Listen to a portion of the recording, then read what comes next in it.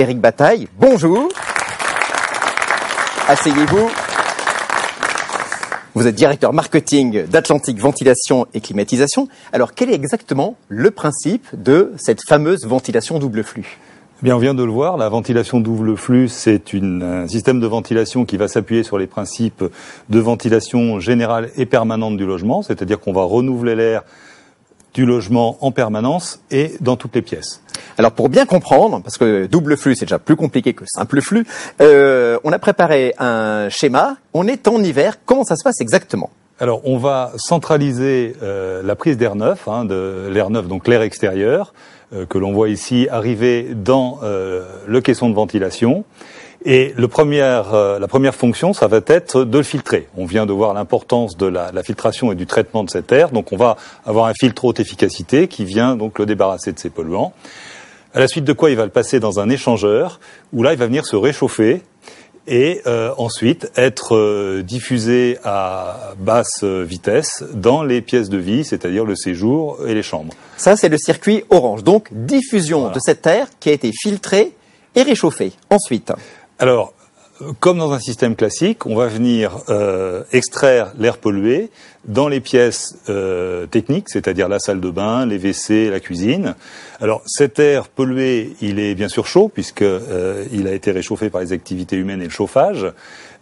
Et avant de l'extraire, comme avec un système classique à l'extérieur, on va le faire passer dans l'échangeur qui est dans la machine, où il va céder ses calories à l'air extérieur dont on a vu le parcours tout à l'heure. D'accord, donc c'est là qu'on a une centralisation, donc avec échange de chaleur, aspiration d'un côté et extraction de l'autre côté de cet air vicié. Moi, ce principe d'échange de chaleur, ça m'a toujours laissé un peu sceptique.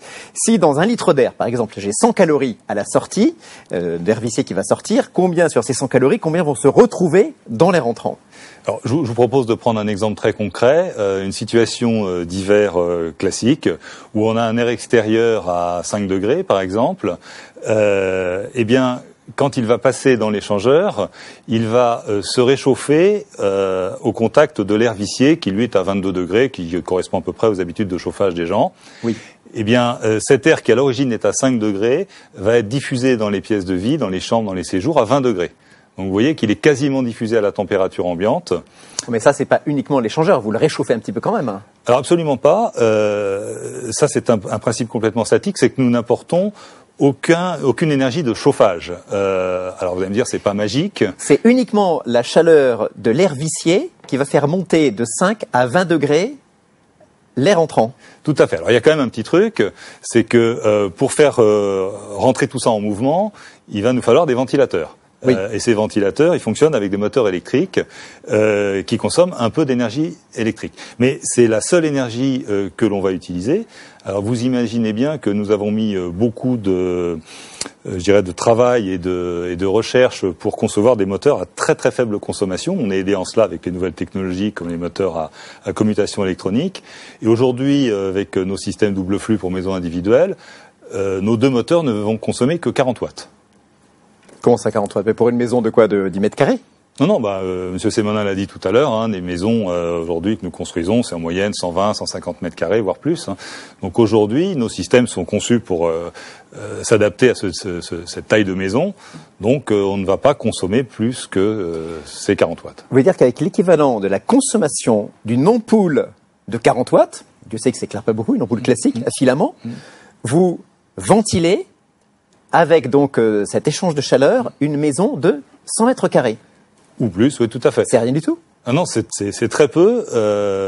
Alors, pour être tout à fait honnête, quand il fait très froid en conditions hivernales critiques, là on va avoir besoin de chauffage. Ce n'est pas un système de chauffage, mais c'est un système de récupération de chaleur. Et effectivement, si on tient compte des apports internes comme les ordinateurs, les réfrigérateurs, nous-mêmes, l'éclairage, eh bien, dans des conditions je dirais, hivernal tempéré, on pourra se passer la plupart du temps de chauffage. C'est très impressionnant, mais alors j'ai une critique parce que Suzanne Déoux se disait il faut ventiler en permanence. Or là, vous avez quand même un système qui est basé sur le réchauffement de l'air extérieur. Alors en été, comment ça se passe? Parce que si votre maison est déjà plus chaude que l'air extérieur, vous allez aggraver cette situation. Tout à fait. Alors ça, c'est un point qu'il faut prendre en compte parce qu'effectivement, les nouvelles constructions vont aller dans le sens d'une température intérieure plus forte l'été, et la problématique que vous soulevez va être de plus en plus importante. Donc dans ces cas-là, on va toujours prélever l'air à l'extérieur, mais on ne va plus le faire passer dans l'échangeur, de façon à le diffuser directement dans le logement à sa température. Donc on va profiter de la fraîcheur des nuits d'été pour rafraîchir pendant la nuit notre logement et commencer la journée caniculaire avec un logement pas trop chaud. Est-ce que c'est l'utilisateur qui doit décider du court-circuit ou est-ce que c'est automatique? Non, c'est automatique. On a mis de l'intelligence dans nos produits. Et en fait, on va mesurer en permanence la température intérieure, la température extérieure.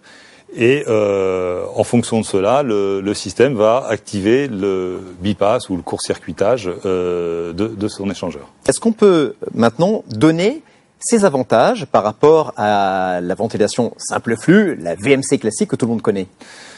Oui, alors on en a déjà beaucoup parlé. La qualité d'air intérieur, je vous surprendrai pas. Hein, donc c'est cette filtration haute efficacité qui va débarrasser l'air de ses polluants, particules fines, pollen, etc.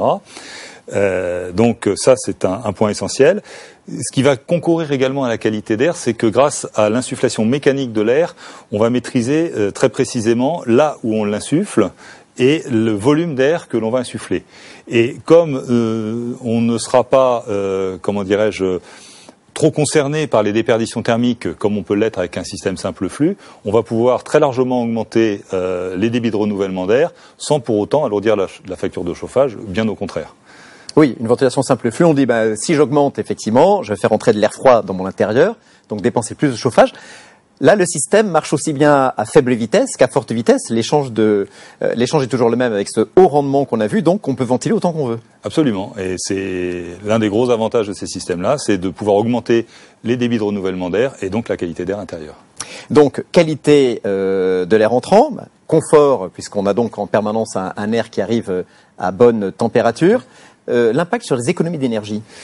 Alors, il est très très important. On a calculé que dans un environnement, on va dire, classique, on peut économiser jusqu'à 20% d'économie de chauffage grâce justement à cet échange et à cette récupération de calories. Alors, Monsieur Bataille, on a bien compris la théorie de la ventilation double flux. Maintenant, Atlantique, vous êtes fabricant de systèmes de ventilation double flux. Alors, avec quel produit vous répondez aux attentes des clients ? Alors on a une gamme très complète, on l'a vu à travers les illustrations, donc on a une gamme qu'on appelle Duolix pour les maisons individuelles, avec plusieurs modèles. Donc notre modèle, on va dire, phare qui est le Duolix Max, avec une télécommande et un échangeur haute efficacité. Ça c'est pour une maison individuelle classique ? Voilà, on va pouvoir équiper des maisons individuelles de toute taille, de 100 mètres carrés jusqu'à 200 mètres carrés ou plus. Donc ce modèle. Ensuite, nous avons un modèle qui est plus adapté pour les petites maisons qu'on va voir à l'instant, qui est un modèle pour lesquels les ensembles motoventilateurs sont déportés. On l'appelle le Duolix Box, ce qui permet de gagner de la place pour l'échangeur lui-même, donc de le loger dans un placard au-dessus des toilettes. Et puis en même temps de réduire les problèmes de bruit puisque l'ensemble motoventilateur est déporté et peut être mis dans un endroit où qui soit complètement isolé acoustiquement. Le Duolix Max, c'est un ensemble moteur plus échangeur thermique compact. Voilà. Là, pour les toutes petites surfaces, il faut jongler un peu avec les volumes, donc on met le moteur ailleurs et on sépare l'échangeur thermique et le moteur. Tout à fait. Voilà, donc pour cette partie, on va dire, maison individuelle. Et puis nous avons, on l'a vu, pour la rénovation, un modèle spécifique pièce par pièce, que l'on appelle le mono-DF, qui va se mettre en traversée de mur avec donc l'échangeur construit dans ce tube qui va faire la liaison entre l'extérieur et l'intérieur. Ça évite d'avoir en rénovation à équiper la maison ou l'appartement d'un système double de distribution de l'air vicié et de l'air extérieur, c'est ça? Voilà, tout à fait. Quand on est en maison existante, c'est assez difficile de trouver de la place pour faire passer des conduits, ou alors faut construire des faux plafonds, c'est ce qui est soit coûteux, soit pas réaliste. Donc on a ces systèmes-là qui sont beaucoup plus faciles à mettre en œuvre, hein. Il faut faire un trou dans le mur et puis venir glisser ce tuyau échangeur et à la fois amener et sortie d'air. Et enfin, j'ai vu dans votre catalogue un Duolix Max Hygro. Qu'est-ce que c'est? Alors le Duolix Max Hygro, c'est une version de notre Duolix Max qui est équipée d'un système de contrôle de l'hygrométrie, donc de l'humidité, ce qui va permettre de maximiser les économies d'énergie, puisque là on va adapter notre débit de renouvellement d'air aux conditions d'humidité réellement mesurées dans les pièces humides, salle de bain, WC et cuisine. On se sert en quelque sorte de l'humidité de l'air comme d'une sorte de thermomètre de la qualité de l'air intérieur? Exactement. On a des bouches d'extraction qui sont équipées d'hygrostats, donc de systèmes de mesure de l'humidité, et qui vont automatiquement s'ouvrir quand il y aura en présence de forte humidité. Et à ce moment-là, notre centrale va le détecter et donc va accélérer son débit. Et à l'inverse, quand il y a personne dans le logement, les bouches vont sentir que l'humidité est faible, vont venir se fermer. Et les moteurs de ventilation vont s'abaisser pour consommer le moins possible et faire tourner le système en très faible débit, uniquement pour assurer la qualité du bâti, mais pas pour évacuer des excès d'humidité. En termes de consommation énergétique, c'est le système, j'imagine, le plus efficace. C'est le système le plus efficace, tout à fait. Merci beaucoup, Éric Bataille. Je crois qu'on a eu la chance de découvrir une gamme complète.